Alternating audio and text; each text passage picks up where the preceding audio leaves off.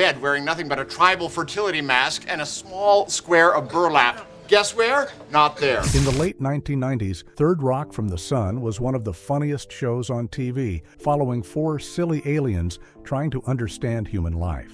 Audiences fell in love with the Solomon family and their crazy Earth adventures. But after years of non-stop laughs, a single incredibly dark twist completely ruined the lighthearted fun, forcing the show to pack up for good. So, what infamous scene took Third Rock from the Sun off the air permanently? Join us as we look closer at the wild ending that changed everything inside the casting genius of Third Rock from the Sun. The late 1990s was a truly golden era for television comedies, and right at the front of the pack was a show that was completely out of this world. We are talking, of course, about Third Rock from the Sun. This hilarious American sitcom was dreamed up by the brilliant creative duo Bonnie and Terry Turner, and it officially landed on NBC on January 9, 1996, running all the way until May 22, 2001. If the premise of aliens trying to blend into normal human society sounds a little bit familiar, that is because the Turners actually wrote the hit movie Coneheads just 3 years earlier, which played around with a very similar idea. But with Third Rock, they took that concept and turned it into pure television magic, giving us a front row seat to four silly extraterrestrials who were sent on a massive research expedition to Earth. The funny thing is, these aliens actually think Earth is a totally minor, insignificant little speck in the universe, yet they are forced to pose as a normal human family just to observe how we weird humans behave. Audiences absolutely fell in love with this bizarre crew, known to the world as the Solomon family, and watched them stumble through their crazy Earth adventures under the production of the Carsey-Werner Company. The entire heartbeat of the show is set in the fictional cozy city of Rutherford, Ohio, which is tucked about 52 miles right outside of Cleveland.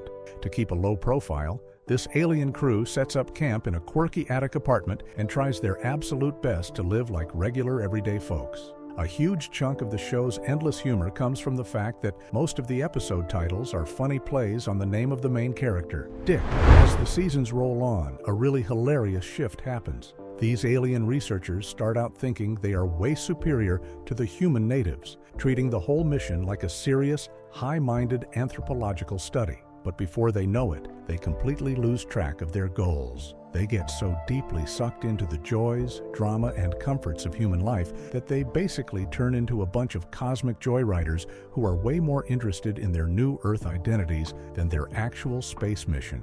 They struggle so much to tell themselves apart from the humans they are supposed to be studying, which mirrors the exact kind of academic work being done by Dr. Mary Albright. Mary is a brilliant professor of anthropology at the local Pendleton State University, and it is a running joke that all the complicated human issues the aliens are secretly losing their minds over are the exact things Mary talks about in her daily classroom lectures. The family dynamic itself is a total masterpiece of comic casting. At the head of the table is Dick Solomon, played with legendary energy by John Lithgow. Dick is the High Commander and the official leader of the expedition, taking on the role of the family provider and working as a physics professor at Pendleton. In a fun little nod for trivia fans, Lithgow's real-life oldest son, Ian, actually appears on the show as Leon, one of Dick's most clueless and least successful physics students. Then you have Tommy, played by a young Joseph Gordon-Levitt. Tommy is actually the information officer and technically the oldest, wisest member of the alien crew, but he gets stuck with the ultimate cosmic punishment, being put into the body of a moody teenager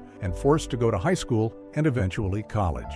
Meanwhile, the tough-as-nails security officer Sally, played by Kristen Johnston, and the sweet, dim-witted Harry, played by French Stewart, are left to navigate life as 20-somethings who basically spend their time lounging around the house, dating locals, and bouncing from one random short-term job to the next. Of course, no space mission is complete without a boss to report to, and the Solomons answer to a hilarious off-world leader known only as the Big Giant Head. For years, this boss was just a mysterious concept until he finally decided to visit Earth in the flesh, played by none other than sci-fi icon William Shatner. The way they communicate with him is one of the most famous running gags in TV history. Out of nowhere, and usually at the worst possible moment, Harry will suddenly freeze, stand up perfectly straight with his arms stiff like a metal antenna, and yell out to the room, "Incoming message from the big giant head!" Even the music and the look of the show had an amazing, unforgettable personality. For the first 4 seasons, the opening theme song was a catchy 1950s-style instrumental rock piece written by Ben Vaughn. It got a little bit longer in Season 3 to welcome actors Simbi Kali, Elmarie Wendell, and Wayne Knight as official series regulars in the credits, and they even added festive jingle bells for the Christmas special.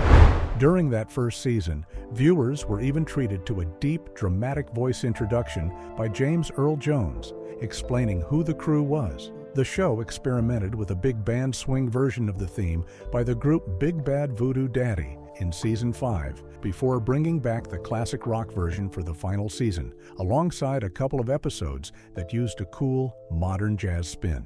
All of this was paired with a gorgeous, colorful opening title sequence made by a design firm in London called SVC Television, filled with computerized shots of dancing planets and warp-speed stars, ending on a beautiful shot of Earth. It was a perfectly bright, energetic, and joyful package that kept fans laughing for years, proving that sometimes the best way to understand human life is to look at it through the eyes of 4 completely ridiculous outsiders. Why NBC almost canceled the show before it even started. Behind the scenes of Third Rock from the Sun, the story of how this legendary sitcom got made was almost as strange as the alien adventures on screen. The series became a true television anomaly, a broad, laugh-out-loud comedy packed with cheeky humor and over-the-top physical gags, yet one that also earned critical acclaim and major awards. Getting it on television was far from easy.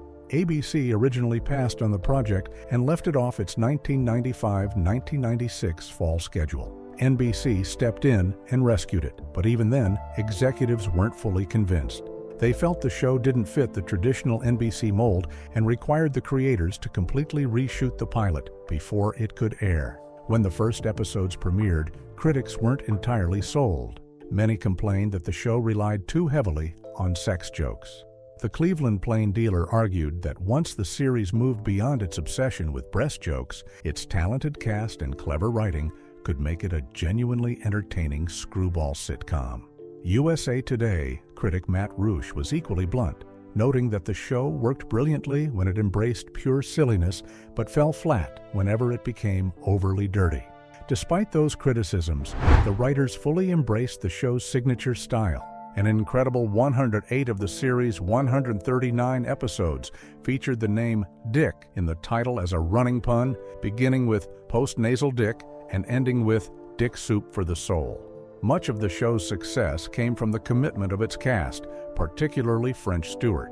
During his first audition, he introduced the distinctive squint that became Harry's trademark. The performance came at a cost, though. Stewart later revealed he frequently woke up covered in bruises and rug burns after tapings, while the physical comedy led to enormous chiropractic bills. Kristen Johnston faced struggles of her own behind the scenes. While winning Emmy Awards for her role as Sally, she was secretly battling severe depression. She later explained how isolating it felt to be unhappy while everyone around her celebrated her success. Johnston also struggled with drug and alcohol addiction before eventually getting sober. In later years, she was diagnosed with lupus myelitis, a condition affecting the spinal cord, but proudly shared in her memoir, Guts, that she had maintained her sobriety. The cast was strengthened by genuine trust and family connections. Jane Curtin admitted she accepted the role of Dr. Mary Albright largely because she trusted creators Terry and Bonnie Turner after working with them on Coneheads. The production also became something of a family affair. John Lithgow's son, Ian Lithgow, appeared in 48 episodes as Leon, one of Dick's students. Another recurring student, Bug Pallone, was played by David DeLuise, son of comedy icon Dom DeLuise.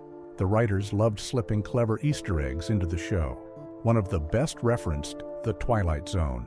Both John Lithgow and William Shatner famously played the terrified airline passenger who spots a creature on an airplane wing. Shatner starred in the original 1963 episode Nightmare at 20,000 Feet, while Lithgow played the role in the 1983 film version. Years later, when Shatner guest starred as the Big Giant Head, he mentioned seeing something strange on an airplane wing.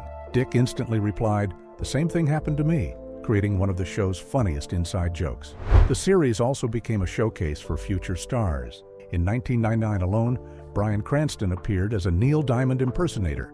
Aaron Paul played a loud high school student, and Bob Odenkirk guest starred as an insurance agent named Gary. As the sitcom grew into a major hit, the production became increasingly ambitious. The two-part season 2 finale was broadcast entirely in 3D, a huge television event at the time. The episodes cost approximately $1.5 million to produce, while sponsors spent around $10 million distributing special 3D glasses to viewers nationwide. To ensure the science sounded authentic, the show even hired renowned physicist Brian Greene to write Dick Solomon's technical physics dialogue. Tragedy struck after the season 3 finale. Just 8 days after the episode aired, guest star Phil Hartman was murdered. When NBC prepared the episode for rerun before the next season premiered, producers decided to reshoot Hartman's cliffhanger scenes with a new actor and character, believing it was the most respectful way to handle the storyline. Ironically, the show's greatest obstacle wasn't ratings or reviews, but network scheduling. NBC moved Third Rock from the Sun through 13 different time slots during its 6-season run, a decision that deeply frustrated John Lithgow. He famously compared the series to the Wandering Jew of network television because it was constantly being relocated. Lithgow later argued that even a juggernaut like Seinfeld would have struggled under that kind of scheduling chaos. Yet, despite all the hurdles, Third Rock from the Sun survived and thrived. Between the talented cast, inventive writing, memorable guest stars, and willingness to embrace complete absurdity, it remains one of the most unique and beloved sitcoms of the 1990s. Behind the Bruises, the physical toll of playing Harry Solomon. When we look back at the legacy of Third Rock from the Sun, it is easy to focus on the massive laugh-out-loud comedy. But people often forget how crucial this show was for launching the career of a young Joseph Gordon-Levitt. Before landing the role of Tommy Solomon, he had a handful of notable appearances, including a recurring gig on Roseanne. However, playing Tommy was the first real moment where he stood in the spotlight and proved how incredibly talented he truly was. The setup for his character was a goldmine for comedy. Tommy was actually the oldest, wisest member of the alien reconnaissance team, but he was forced to inhabit the body of a scrawny, awkward teenager. Watching this ancient, grumpy alien soul trapped inside a kid's body while trying to navigate the daily horrors and social drama of high school was easily one of the funniest parts of the entire series. If you watch the show closely toward the end, you might have noticed that Tommy appeared on screen a lot less during the final 2 seasons. That wasn't an accident. Joseph Gordon-Levitt decided it was time to move onward by enrolling at Columbia University. Seeking a taste of normal life, he stepped away from Hollywood to study history, literature, and French poetry. For a couple of intense years, he bravely split his time, frantically commuting between the hectic Hollywood set and his quiet college campus, before finally focusing entirely on his schoolwork. By 2004, he left Columbia and made his big return to acting. The former child star later opened up to Details magazine about that transition, admitting he felt incredibly scared and deeply depressed for a while, constantly worrying that Hollywood had forgotten about him and that he might never find a good acting job again. Great shows also require comedic genius working behind the scenes, like Saturday Night Live alum Will Forte. While known today for creating The Last Man on Earth or producing That 70s Show, Forte was a core writer for Third Rock from the Sun early in his career. Even though he only penned a handful of episodes, it is wild to think the future MacGruber star helped craft the Solomons' alien antics, proving top-tier comedy needs brilliant minds on both sides of the camera. The center of gravity was John Lithgow as Dick Solomon, the alien high commander and hilarious human patriarch. The brilliant irony was that Dick possessed a towering, genius-level understanding of physics, yet had the emotional maturity of a third grader. This created comedy gold in his physics classroom at Pendleton State University, where Dick would abandon his lesson plans to ask bewildered students deeply personal questions about human feelings. To ensure the dialogue sounded authentic, the show brought in Columbia University physics professor Brian Greene to write Dick's lines. In another amazing twist, one of Dick's most hopeless students, Leon, was played by Lithgow's real-life son, Ian. While the show brought endless joy, it was also deeply impacted by the tragic death of comedy icon Phil Hartman. The beloved Saturday Night Live breakout star was successfully transitioning into major sitcom roles when his life was abruptly cut short. The sudden loss sent massive shockwaves through the entire industry, deeply affecting hit shows like The Simpsons, News Radio, and Third Rock from the Sun. In the massive Season 3 finale, Hartman's character had shockingly kidnapped Harry Solomon, leaving fans on a huge cliffhanger. Because of his sudden passing, the show's producers had to completely rewrite and reshoot the resolution to that storyline with a different actor playing a totally new character, ensuring they handled the delicate situation with the utmost respect for Hartman's memory. Harry Solomon, played beautifully by French Stewart, was Dick's quirky brother on Earth and the absolute king of physical comedy. Stewart didn't just invent Harry's famous eye squint. He threw his entire body into the role, taking massive, violent physical falls and slaps for laughs every day, leaving him completely bruised and stuck with insane chiropractic bills. Rounding out the incredible main cast was Jane Curtin, an original SNL cast member who took the role of Dr. Mary Albright purely because she trusted the show's creators after starring in their 1993 movie, Coneheads. In the end, Third Rock from the Sun managed to defy all odds. Despite the network chaotically bouncing the show around to 13 completely different time slots over its 6-year run, a frustrating move that drove John Lithgow crazy, the series still managed to air 139 incredible episodes, leaving a lasting mark on television history. Where is the cast of Third Rock from the Sun now? Ever since Third Rock from the Sun packed up its iconic Rambler convertible and blasted back into deep space, fans have always wondered what happened to the legendary cast that made us laugh for 6 incredible seasons. The answer is that this phenomenally talented group of actors went on to conquer Hollywood, Broadway, and everything in between, proving that there was life after their alien mission on Earth. At the very front of the pack was John Lithgow, who led the team as the loud, lovable, and wildly overconfident High Commander Dick Solomon. Winning multiple major awards for the role, Lithgow didn't slow down for a second after the show wrapped. He seamlessly bounced between television, major films, and live theater, shocking audiences as a terrifying serial killer in Dexter, playing Winston Churchill in The Crown, and starring in massive cinematic blockbusters like Interstellar, Bombshell, Killers of the Flower Moon, and Conclave. Now an incredibly active 80-year-old, he still shines on Broadway, writes books, and records audiobooks. In his personal life, Lithgow has been happily married to former UCLA professor Mary Yeager since 1981, and he has 3 children, including his oldest son, Ian Lithgow, who memorably played Dick's clueless physics student Leon on the show. Kristen Johnston played Sally Solomon, the tough alien enforcer who hilariously struggled with human girl drama because their alien race had no genders. Johnston has openly shared just how deeply grateful she is to Lithgow for teaching her how to be a graceful, cool person that everyone wants to hire. After the sitcom ended, the 58-year-old actress brought her comedic genius to hit movies like Austin Powers, The Spy Who Shagged Me, and Bride Wars, while landing major television roles in The X's, Mom, Our Flag Means Death, and most recently, the Netflix sitcom Leanne. Her alien brother Harry, played by the 61-year-old French Stewart, was famous for his weird posture and for having alien messages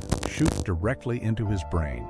Stewart remained a comforting, familiar face on television with great roles in The Drew Carey Show, The Middle, and Mom, and he is currently happily married to actress Vanessa Claire Stewart, with whom he shares 1 child. Then we have Joseph Gordon-Levitt, who played Tommy Solomon, the oldest alien trapped inside a moody teenager's body. After moving on from the sitcom, he completely transformed his career into a Hollywood leading man, starring in indie hits like Brick and massive blockbusters like 500 Days of Summer, Inception, Looper, and The Dark Knight Rises, even writing and directing his own film, John. He even voiced the legendary Mr. Burns in the Simpsons universe, which he called a massive honor. He married tech entrepreneur Tasha McCauley in 2014, and they keep their life with their 3 kids beautifully private. The human side of the cast was just as brilliant. Comedy icon Jane Curtin portrayed Dr. Mary Albright, Dick's totally baffled love interest. Curtin kept acting in fun projects like I Love You, Man, The Heat, and United We Fall. Sadly, her husband of nearly 50 years, television producer Patrick Francis Lynch, passed away in 2025, leaving behind Jane and their daughter. Simbi Kali, who played the sharp-witted secretary Nina Campbell, went on to work steadily in films like Vampire, In Brooklyn, and We Were Soldiers. Wayne Knight, who played the earnest but goofy officer Don Orville, remains a pop culture legend for his roles as Newman in Seinfeld and Dennis Nedry in Jurassic Park, and he continues to do massive voice acting work for films like Toy Story 2. Finally, the fans' absolute favorite landlady, Mamie Dubček, was played by the wonderful Elmarie Wendell. She brought her big heart to guest spots on Seinfeld and The George Lopez Show, before sadly passing away in July 2018 at the age of 89. Together, this cosmic cast proved that whether they were playing aliens or humans, their immense talent was completely undeniable. The Dark Truth: How a Chimpanzee Twist Ended Third Rock from the Sun.